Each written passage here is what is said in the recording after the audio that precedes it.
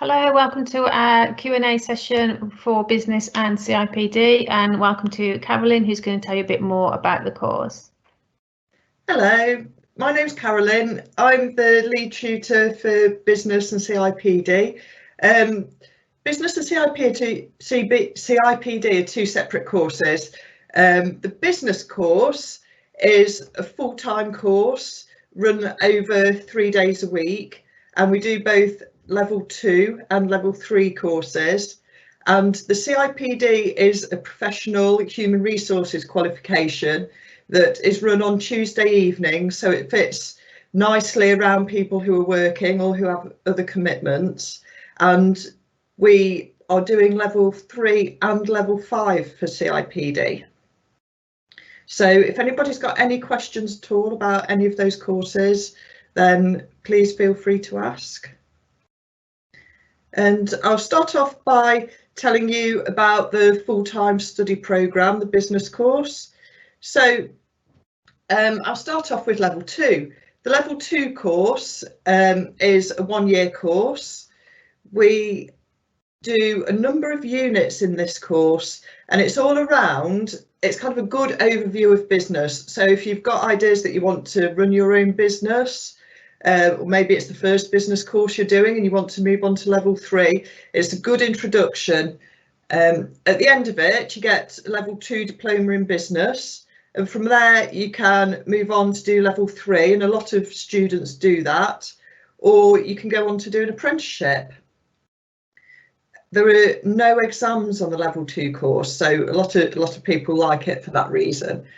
The level 3 course is a good move on from your GCSEs, so it's a step up.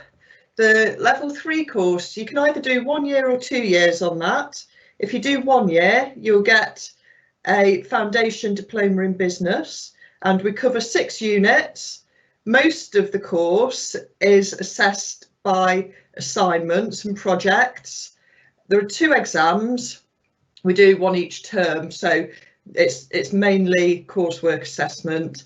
And then we also have you can stay on and do 2 years, with that one, which the vast majority of our students do. And at the end of that, you get a extended diploma in business. So from there, it gets you UCAS points. So if you want to, you can go to university. You can get an apprenticeship, including a higher apprenticeship. You can get a job. And I'd say about 1/3 of our students go on to university, and maybe 1/3 would go on to get a job, and the other 1/3 would get apprenticeships. So there's kind of a whole different all different routes that you can take after the course. And what sort of careers do they go into? What are the sort of jobs that they go into? We have quite a few that go into accountancy and finance. One of our units that we do is finance, and a lot of people really enjoy that one. Marketing is also popular. I've had students go both to, in fact, I've had one go straight into a marketing role following his work experience. I've had some go and do marketing apprenticeships, and also students go and study marketing at university. But there's all sorts of things. I've had students that have gone on to do fashion management, people who've gone on to work in civil engineering. So business is such a wide topic. You can kind of go on to whatever you want to do, and you learn so many transferable skills on this course that it's never going to be a waste. And how many days in college are you for each of the courses? So it's full-time. They're full-time study programmes, but it's over 3 days a week. So what I do is, rather than kind of spreading out the lessons over 5 days, I know that people have different commitments, and I think it's really important for people to have part-time jobs, to learn to drive, and to have kind of the time to do these things as well, and to study at home, because it's all part of making you ready for employment and ready for your next steps.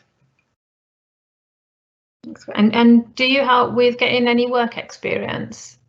Yes, we do a work experience programme, and one of the units that we study on this course is work experience, and we look at the benefits that you can get from it, and we do help people get work experience placements, and we've got a dedicated work experience officer in place who helps with that, and we make sure that they're meaningful. So we talk to every student before the work experience.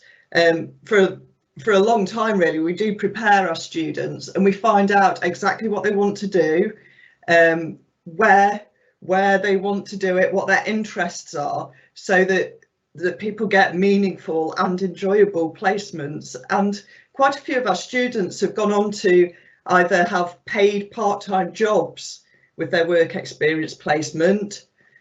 We've had people with full-time job offers after their placements, and people who've got apprenticeships as well following on from their placements. So it's been really, really successful for us, and people get the knowledge that they get from it as well really helps with the course. And I can tell when students are in class and doing their assignments what they've actually got from their placements. So yes, it is worthwhile, and we do help a lot with that. And how long do the placements normally last? So there's a variety. As a minimum, it's 37 hours. So that's the equivalent of 1 week. But we do extended work experience placements, where for a number of weeks the students will go to their work experience placement once or twice a week to build up that experience. So it's not just a quick kind of in and out where you go in and make the tea a few times and don't really get much from it. It's a placement where you are doing a proper job and a proper role and getting this experience, which is absolutely valuable for the future. When you're going for your jobs and your apprenticeships, having something to talk about and having that experience will really set you ahead of the other candidates. And what are the entrance requirements for the courses? So for the level 3 course, the level 3 full-time study programme, we're looking for a level 4 in English and maths. Now, if you don't get a level 4, then don't panic. We can have conversations, but you would need a level 4 in either English or maths. And if you miss out, then we have English and maths sessions that run alongside the programme, so you can do that at the same time. You don't need to have studied business previously. It can help. Students who have done business at GCSE tend to kind of understand the terminology straight away, and they sit in the class and go, oh yeah, I remember that, I remember doing this. But you really don't have to have that. If you don't get your level 4 in maths and English, then the level 2 is a perfect course, because there's kind of less pressure with the level 2, and there's more time for you to do your maths and English alongside the level 2, and then you'd pass those and go on to the level 3. So the level 2 course is really there if you've not got the level 4s. The CIPD, we're looking for the CIPD. There's no set entry requirements in terms of academic performance.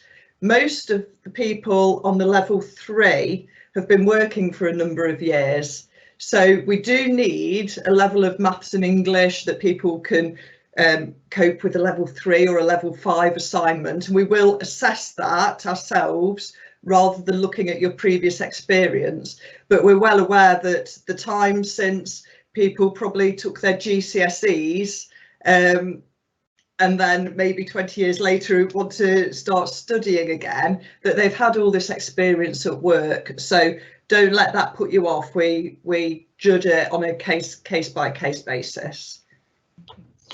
Do you do any trips or activities as part of the business course? Yes, we do. We've been a little bit restricted for the last year, which has been disappointing. But hopefully we'll get back to physically going out. We've been to East Midlands Airport to look at how that is run as a business. We've been to local logistics companies. We've been to escape rooms, had a look at team building there, and also how escape rooms work as a business and how they do their marketing. So the business trips are interesting. Even the logistics company might sound a bit dry, but it's absolutely fascinating. We all got to sit in a massive truck, and the airport, we got a tour, got to see how it all works. So the trips are great. This year, been a bit restricted. The unit we're currently doing is managing an event, and the students are holding their own events. So normally it would be a big kind of family fun day with bouncy castles and things like that, whatever they choose. This time they're doing online events, and the students have had some great ideas. So we're one group is holding a pub quiz, one group is holding a family fun games night. We've got a virtual dating event. What else are they doing? Oh, one group's doing an esports event. So they're setting up a Minecraft event for people to join. So it's, even though we've not got trips, we're still doing things virtually. And it's like the students have done so well actually, but doing these things virtually, that we've still it's been hard for people, but there's still kind of a great kind of sense of fun on the business course. To some people it might sound like a bit of a dry subject, but it's not actually. There's kind of interest and fun to be had in every subject that we look at. That's great. And if someone's really interested in marketing, is there quite a big chunk of marketing within that? And is that something would I do a business course if I wanted to go into marketing? Yes, absolutely. Marketing is one of the more popular subjects actually, and we do, it's our biggest unit that we do on marketing. It does take up a big part of the course, and it's something that students really enjoy. And marketing's all about kind of brand perceptions, logos, tapping into people's feelings, but there's also like the technical aspect of it with the analytics and things like that. So there's kind of something for everybody with marketing, and you can get to have loads of fun and be really creative. So yeah, marketing is a good route to get into. And quite a few of my students this year are really into marketing and are aspiring to have that career. So I've got a few that are actually applying to university to study marketing following this course, and also we've had people go basically straight into marketing apprenticeships and things like that. So it is a really good route in, because we do that big chunk of marketing, but you also get to look at all the other aspects of business, which is really important to kind of understand the whole picture and what's going on, to actually be really successful when you're in marketing, as I'm sure you'll agree, because you are. Yeah, true. Tell us a bit about yourself, a bit about your background and how you've come into sort of teaching business. Yeah, of course. So my following studying at university, I came out with a geography degree, which it's very nice, has some good field trips, but I didn't really want to be a geographer. So I started off working in retail. I worked for New Look and for Arcadia, for a good number of years, and basically worked my way up from unpacking clothes in the stock room to running some of the biggest stores, worked on Oxford Street, and then was an area manager for Arcadia. But I kind of got to the point where I fancied a different sort of career. So I came to Stevenson College and studied the CIPD course in the evening. And I got my level 3 CIPD. While I was doing that, a job vacancy came up at the college. So I applied and started working in the human resources department at the college, which I loved. So that was kind of my second career, following on from retail management, was working in human resources. And then kind of an opportunity came up to cover the human resources teaching of the course in the evening, which was meant to just be a couple of weeks, but I absolutely loved it. Got on really well with the students, carried on doing that alongside working in HR for a couple of years before then moving on to teaching full time. So yeah, you've got a lot of experience in business that you can obviously bring to the course. Yeah. What would you advise students to do to prepare for if they're going to come and do a course in September? What sort of things could they be doing over the summer to prepare? So preparation with business, you can do quite a few kind of nice things. You don't have to sit reading textbooks. I would recommend watching programs on TV that are kind of connected to business. Dragon's Den is brilliant because you get to kind of see inside the minds of people who are successful in business, and as a viewer you kind of look and go, that's a great idea, they're doing things right, oh that'll never work, and you see people getting that feedback from the experts. So Dragon's Den's good. The Apprentice is good if you can stop yourself being frustrated and screaming at the telly, and anything that comes up that's to do with entrepreneurs, see how other people have done it. There's some good series on Netflix as well. There was one about the impact of social media, and kind of how Facebook taps into marketing, and it's absolutely fascinating. So I sometimes set homework like that for my students to watch things on Netflix, and it's just kind of getting all that information, which can be really, really useful. And my students have referred to things in their assignments that they've seen in documentaries and Netflix, and it's all very important. Just watching the news as well, keeping up to date with the news and what's happening, and yeah, just kind of being current and being aware of what's out there. That's great, thank you. And is there anything else you think we've missed that that a student needs to know? I don't think so. If anybody has any other particular questions, then if they apply for the course on the website, then I can give them a call and I can talk through any questions, any individual concerns. Some people are very nervous about kind of starting at college and starting in a new place, but people's anxiety seems to go away really, really quickly once they kind of come in. It's a nice calm environment in the college. Students are really friendly, kind of with like-minded people because you've chosen the same subjects. So I can understand why people are nervous about applying, but we have small class sizes, and people make friends. I've not had anybody in all the years that I've been teaching that's not made friends on the course. So yeah, apply. I'll call you, we can have a chat and then go from there.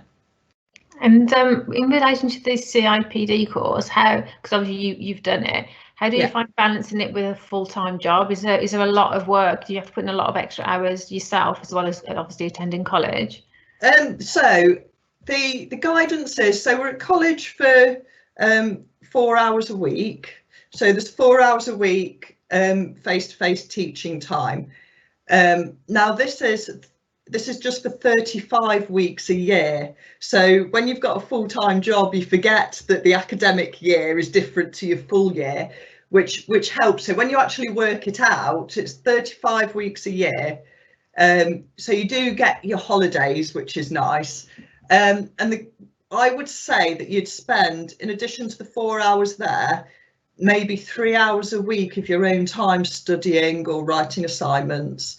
So once you if you manage your time, set a bit of time aside every week, and it might not be that you do the 3 hours every single week. You might do like a big stint on a Sunday once a month to get it all done. So people manage their time, and it's actually, when I did it, I had 2 very, very young children, babies basically, plus a job. It was actually nice to have some time for myself and be doing something for me and learning new things after kind of a long time of working and not studying. So it was actually nice to get a bit of me time and do something new and do something for myself. Yeah, that's great. Thank you. We've just about run out of time. Anything you want to say the last minute? I think we've probably covered everything. Yes, I think we've covered everything. That's great. We haven't got any other questions. So thank you very much for your time. Thank you. And I hope everyone listening enjoys the rest of the open day. Thank you. Yes. Goodbye. Bye.